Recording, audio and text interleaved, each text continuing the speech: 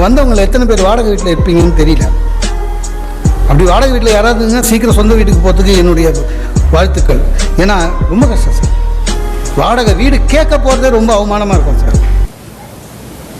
அந்த வீட்டு சொந்தக்காரெல்லாம் பார்த்தீங்களா, இந்த மறக்க முடியுமா, நெஞ்சம் மறப்பதில் எம்மன் நம்பியார் மாதிரி நிற்பான். ஒரு வீட்டுக்கு போனால் நானும் என் ஒய்ஃபான் குழந்தையோட கை குழந்தா பையன். அப்புறம் என்ன படிச்சிருக்க? வாப்போதான் வாங்கக்கூட இல்லை.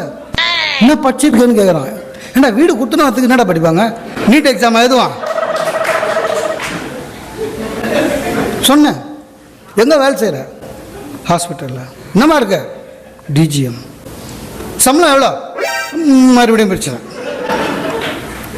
இப்போது ஒய்ஃபு கிட்ட சொன்ன சம்பளத்தை அவங்ககிட்ட சொன்னால் அவங்க ஒத்துக்க மாட்டான். உண்மையான சம்பளத்தை அவங்ககிட்ட சொன்னால் இங்கே மாட்டிப்போம்.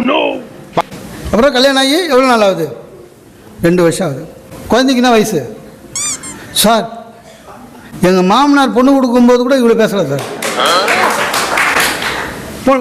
என்ன வயசு சொன்னேன். அப்போ இந்த வருஷம் இன்னொன்னா? டேய் விட்றா. அப்புறம் எத்தனை மணிக்கு காலைல போவீங்க?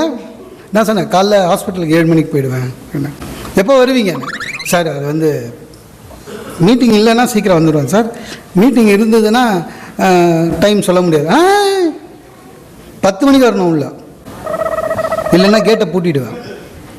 என் ஒய்ஃப் சொல்கிறா, எத்தனை நாள் நான் உங்களை சீக்கிரம் வான்னு சொன்னீங்க கேட்டிங்களா? இப்போ எவனோ தெருவில் போகிறவன் சொல்கிறான் பாரு அப்படின்னு. அதுக்கு அடுத்தது ஒன்று கேட்டான், சார் நாய் வளர்ப்பீங்களா அப்படின்னா. வளர்க்க மாட்டேன் சார். ஏன் சார்? எனக்கு நாய் பிடிக்காதுன்னா. எனக்கு கோவம் உச்சத்துக்கு போயிடுச்சு. எப்பவுமே ஒரு நாய்க்கு இன்னொரு நாய் பிடிக்காது.